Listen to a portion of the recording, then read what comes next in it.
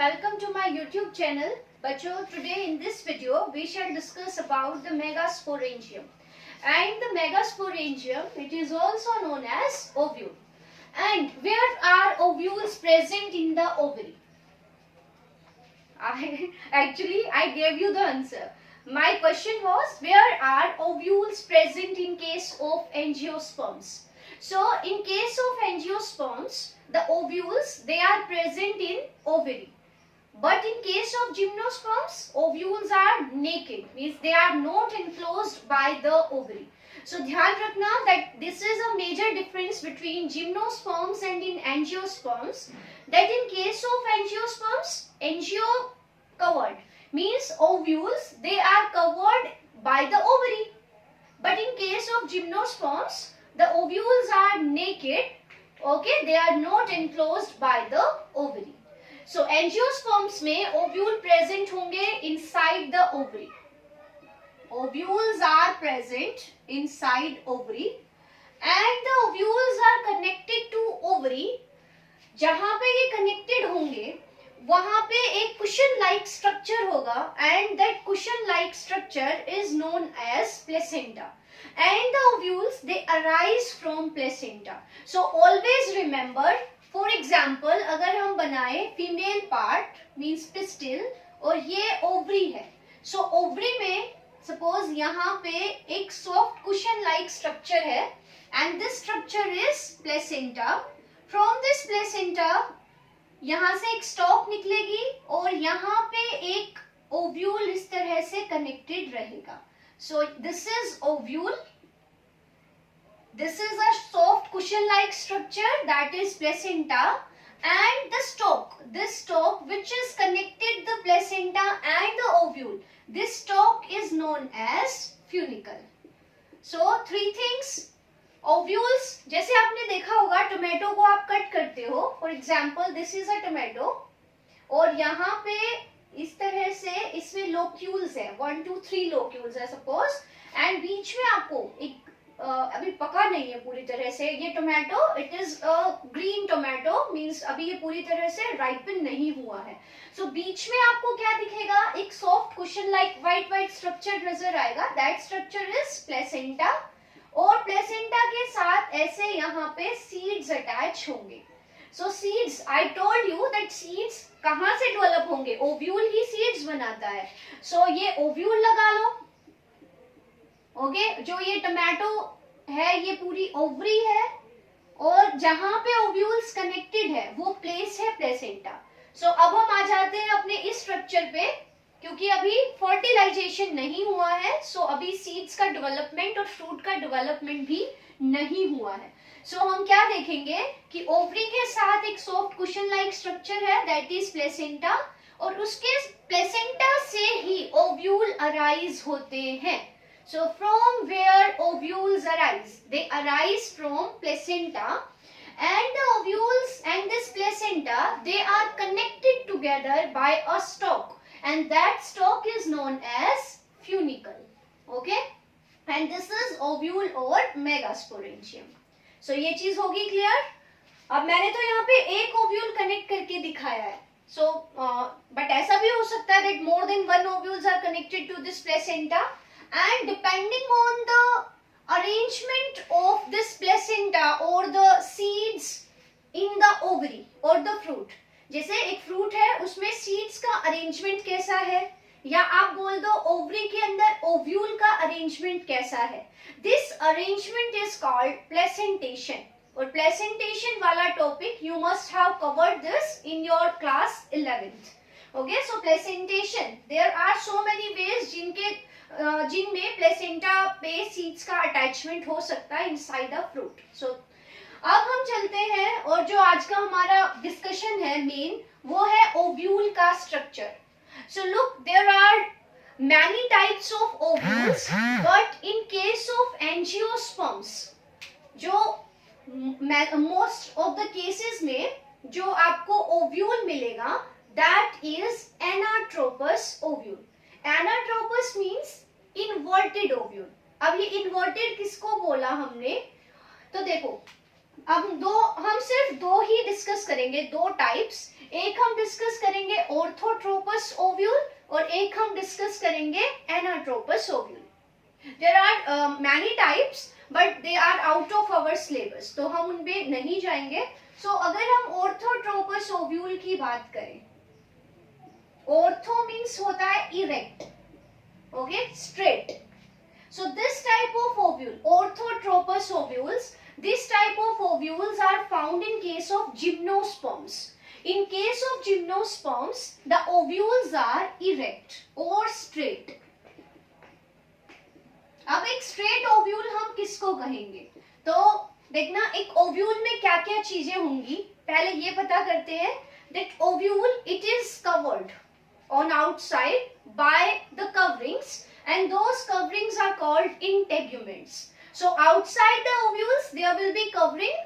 In case of gymnosperms there is one covering, but in case of angiosperms there are two coverings. So we can say that ovule is covered with integuments. Integuments means covering. So एक तो आपको बनानी होगी integuments. In case of gymnosperms, one integument is there, but in case of angiosperms, there will be two integuments. So, depending on the number of integuments, ovule can be unitegmic or it can be bitegmic. But जब हम angiosperm का ovule बनाएंगे, then we will make it bitegmic, means it is covered with two integuments. So, integuments बनाएंगे एक तो। दूसरा, जहां से इंटेग्यूमेंट्स अराइज होती है, that end is known as chaliceal end. So there will be a chaliceal end. The chaliceal end is the place from where integuments arise. And in ovule there is a place where the integuments are absent. And the place where integuments are absent, that end is called micropylar end. So three ends हमें बनाना है, दो ends. एक and जहां से integuments बनना शुरू होती है, that end will be chalazal end. एक पॉइंट ऐसा होगा where integuments are absent, that is the entry of ovule, entry point है वो, और उस पॉइंट को हम बोलते हैं micropylar end. And stalk, obviously the ovule, stalk is not the part of ovule but it is fused with the body of ovule. मैंने आपको बताया placenta and ovule they are connected by a stalk which is called funicle. So ये चीज ध्यान रखना कि funicle होगी, वो actually ovule का part नहीं है, but हम उसको draw करते समय ovule की body के साथ उसको fuse करेंगे, and the point where the funicle is fused with the body of ovule, that point is called hilum. तो हमें एक पॉइंट बनाना है hilum, और ओव्यूल के अंदर हमें बनाना है mass of parenchymatous cells. parenchymatous cells का एक बहुत बड़ा ग्रुप होगा ओव्यूल के अंदर, जो ओव्यूल का मैक्सिमम पोर्शन और वॉल्यूम कवर करता है। That mass of parenchymatous cells is called nucellus, and every cell of nucellus is diploid. Look, every structure, अगर इनमें से आपसे किसी की भी प्लॉइडी पूछ ले, मीन्स अगर आपसे पूछ ले कि what will be the ploidy of cells of integument, what will be the ploidy of cells of nucellus, so always remember जो ओव्यूल होगा that is diploid, बस ओव्यूल के अंदर एक स्ट्रक्चर होगा जिसको हम एम्ब्रियो सेक और फीमेल गैमेटोफाइट कहेंगे, only that structure is haploid. So जब भी ये क्वेश्चन आए तो आपको ध्यान रखना है कि एम्ब्रियो सेक की बात कर रहे हैं या बाकी किसी चीज की बात कर रहे हैं, सो उसी के बेसिस पे आपको आंसर देना है। सो एम्ब्रियो सेक, इसके बारे में हमें डिटेल पढ़ना है। टिल देन हमारा जो पूरा फोकस रहेगा, it will be on integuments on these ends and chalazal ends and micropylar ends, hilum and nucellus, वो हम यहाँ पे कवर करते हैं। सो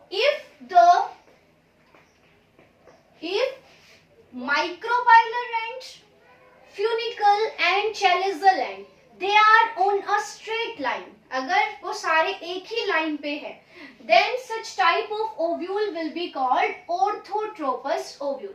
Suppose मैं बनाती हूँ this ऐसे structure है, it will take time. ये हमने बना दिए 2 इंटेग्यूमेंट, हम यहाँ पे एक भी बना सकते थे। ये हमने बना दी स्टॉक, ठीक है। ये वो स्टॉक है जिसके साथ ओव्यूल ओवरी के साथ और प्लेसेंटा के साथ जुड़ा हुआ है। तो ये स्टॉक तो हो गई फ्यूनिकल, ये ओव्यूल हो गया। ये पॉइंट, ये फ्यूनिकल है, this funicle is attached at this point to the ovule, so इस पॉइंट को हम कहेंगे hilum. This from this end these integuments are derived, ये इंटेग्यूमेंट्स हैं, ये कवरिंग है, सो दीज आर इंटेग्यूमेंट्स। यहाँ पे इस एंड को, जहां पे इंटेग्यूमेंट जहां से अराइज हो रही है, this is chalazal end, and the opposite end, यहाँ पे देखो this point, at this point the integuments are absent, so this end is called micropylar end. So यहां से आपको एक चीज क्लियर हो गई होगी that micropylar end, chalazal end and funicle, they are in a straight line, ये सारे एक ही लाइन पे लोकेटेड है। So if the funicle, MCF याद करो, MCF, micropyle, chaliza and funicle, if they are in a straight line, then such type of ovule is known as orthotropous ovule, and such ovule is found in case of gymnosperms such as cycas. अब इसके अंदर यहाँ पे क्या होगा, यहाँ पे पूरे पोर्शन में there will be cells, और ये cells कैसी होंगी, parenchymatous cells.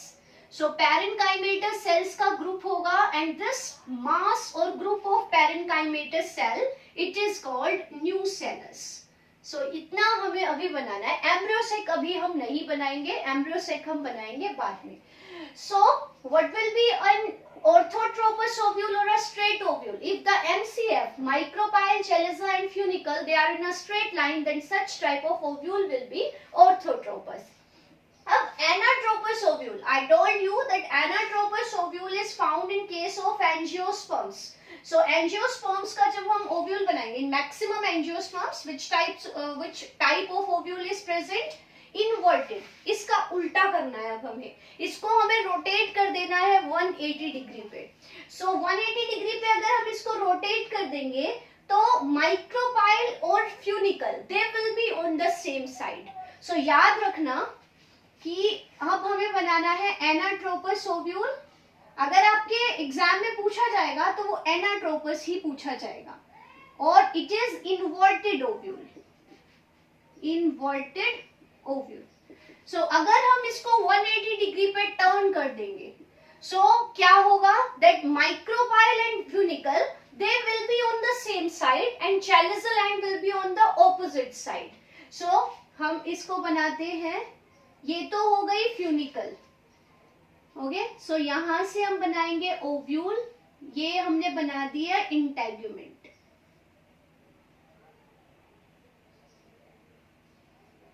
दो इंटेग्यूमेंट्स हमने यहां बना दी।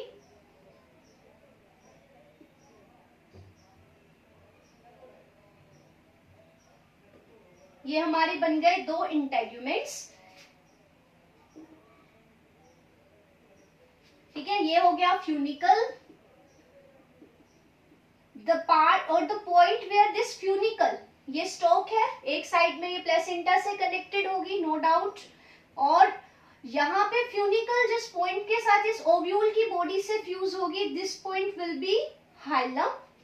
यहाँ जिधर से चैलिज मींस जहां से इंटेग्यूमेंट अराइज हुई है, this end will be chalazal end, opposite end where the integuments are absent, this is micropylar end, okay, and inside this ovule there will be mass of parenchymatous cell, यहाँ पे पूरे में parenchymatous cells का mass होगा, and this group of cells is called as nucellus, ठीक है। इतना आपको पढ़ना है यहां तक। अब हमने एक और स्ट्रक्चर देखना है कि एम्ब्रियोसेक कहाँ होगा।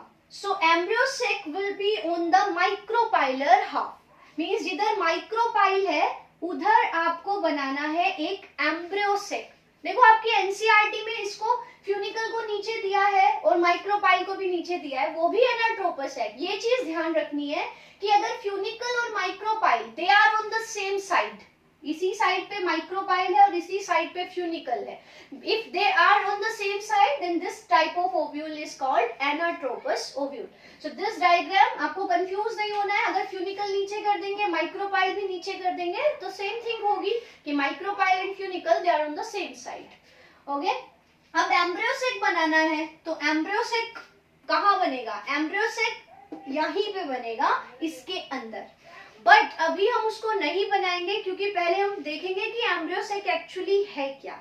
सो उसके लिए we have to understand the topic of megasporogenesis. I hope ये ओव्यूल वाला डायग्राम आपको क्लियर है। इसमें ज्यादा आपको देखो यही वाला डायग्राम पूछा जाएगा तो ये जरूर पढ़ लेना, micropyle and funicle they are on the same side. So this type of ovule is anatropous ovule.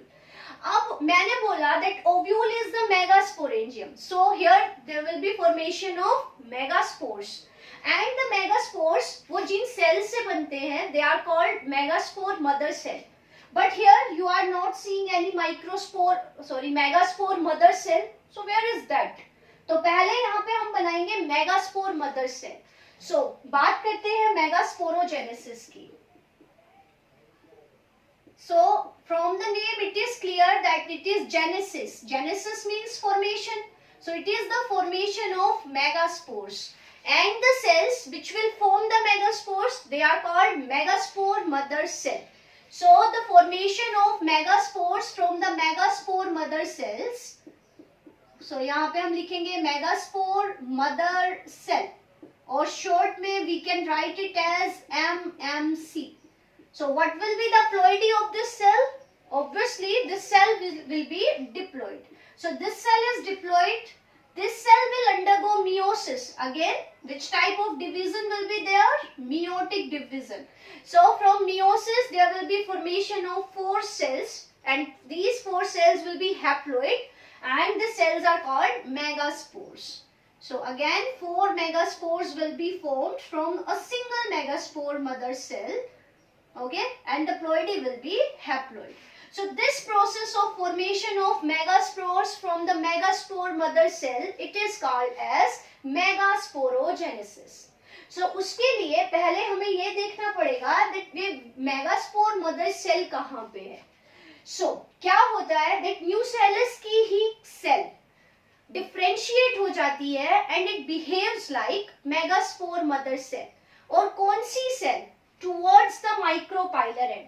So one cell of nucellus, suppose ये nucellus है, ये micropylar end है, so one cell of nucellus towards the micropylar end, it becomes differentiated and it behaves like a megaspore mother cell. ये बाकी cell से differentiate means अलग size में बड़ी होगी and it will behave as a megaspore mother cell. So यहाँ पे हम बनाते हैं कि एक cell है, ये सेल डिप्लॉइड है and this cell is actually a cell of nucellus. So nucellus की ही कोई cell, it is behaving as MMC और megaspore mother cell and this cell will be differentiated towards the micropylar end. So ये चीज ध्यान रखनी है that one cell of nucellus towards the micropylar end becomes differentiated and it behaves like a megaspore mother cell. Is it clear? So अगर हम इसका diagram बनाए, अगर हम हमने बना दिया, एक सेल हम दिखाएंगे, ये हमारी मेगास्पोर मदर सेल है एमएमसी और चारों तरफ बाकी सेल्स है न्यूसेलस की, तो हम बनाएंगे कि ये बाकी सारी सेल्स हैं, ये न्यूसेलस की बाकी सेल्स हैं। ये न्यूसेलस है, ये ग्रीन कलर में जो आपको दिख रही है ये बाकी सारी न्यूसेलस की सेल्स है और ये माइक्रोपाइलर एंड है।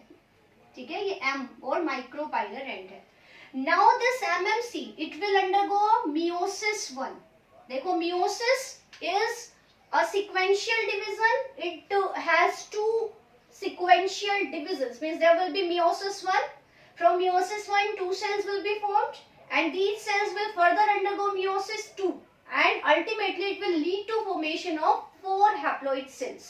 Okay, so first meiosis 1 will be there. So from meiosis 1 there will be formation of 2 cells, 1 and 2, and a group of 2 cells. A group of 2 cells will be called as diet. So ये जो 2 cells का group अभी बन गया है, this will be a diet.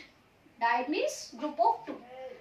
Now this diet or the cells which are formed here, they will undergo one more division, and from this division, this is meiosis 2. From this division, ultimately there will be formation of 4 cells. So 1, 2, 3 and 4. 4 haploid cells will be formed, and चारों तरफ again ये nucellus की cells हैं, और ये micropylar end है, this is chelicel end. So this group of 4 megaspores, it is called megaspore tetrad. Macrosporogenesis में हमने पढ़ा था that 4 microspores, they are clustered together to form a group, that is microspore tetrad. Here likewise there are 4 megaspores which are arranged in a group, and this group will be a megaspore tetrad. So from one megaspore mother cell, 4 megaspores are formed. Okay, so this division, अब ये सारा process हो कहाँ रहा है, हमने इसको बाहर दिखाया है, अदरवाइज ये हो तो यही रहा है. दिस MMC, इस MMC ने डिवीजन किया और डिवीजन करके 4 मेगास्पोर्स बना लिए. सो इस तरह से ये एक टेट्राड बन गया. ठीक है. And what is the shape of this tetrad? So you are seeing that these 4 megaspores, they are arranged in a line. So such arrangement is linear. So shape of megaspore tetrad. So megaspore tetrad is always linear. जैसे वहां पे microspore tetrad में तो मैंने आपको बताया था that they can be of many shapes. Like most common is tetrahedral, but there can be a T shape, isobilateral, or the linear shape. But here the 4 megaspores will be in a line, so shape will always be linear. Okay, so we can see from 1 megaspore mother cell, 4 megaspores have been formed. But now the case is going to be different. यहाँ पे एक twist है that out of these 4 megaspores, 3 will degenerate and only 1 will remain functional. Okay, so out of पहले बने तो 4, but out of these 4 only 1 will remain functional और बाकी तीनों हो जाएंगे खल्लास. So 3 will degenerate and 1 will remain functional. और कौन सा functional रहेगा? So generally the megaspore which is towards the chelicel end. I told you this is micropylar end and the opposite end is chelicel end. So the megaspore which is towards the chelicel end, it will remain functional, while the upper 3 towards the micropyle, they will undergo degeneration. So आगे हम इसको बनाएंगे, तो ये चीज ध्यान रखनी है क्योंकि ये माइक्रोस्पोरोजेनेसिस से डिफरेंट है. Because in microsporogenesis we saw that there are 4 microspores and 4 के 4 ही functional रहेंगे. But here the scenario is different because 3 will degenerate. So अगर हम इसको आगे बनाएं या इसी में हम इसको देखते हैं, ये न्यूसेलस है चारों तरफ, ये न्यूसेलस की सेल्स हैं और यहाँ पे 4 मेगास्पोर्स थे. तो 4 में से 3 जो टुवर्ड्स द माइक्रोपाइलर एंड थे वो डीजेनरेट हो गए, और जो एक बचेगा that will be the functional megaspore. So यहां देख रहे हैं दीज आर डीजेनरेटेड मेगास्पोर्स, और जो नीचे है दैट इज फंक्शनल मेगास्पोर. सो अब जो फंक्शनल होगा आगे चल के वही क्या बनाएगा? Female gametophyte. So this functional megaspore, it will develop and it will lead to formation of a female gametophyte where the female gametes will be formed. So आज के वीडियो में we learned about the structure of ovule, the process of megasporogenesis, how is it different from the microsporogenesis. This is the question for you. Okay, this is your homework. You have to cite the differences between microsporogenesis and megasporogenesis. So here you can see only one cell is functional, and that is functional megaspore. Now in the next video we will learn about the development of this megaspore into the in the female gametophyte, and the female gametophyte is also known as embryo sac. So embryo sac और female gametophyte के development के बारे में we will learn in the next video. Till then stay tuned. Have a nice day.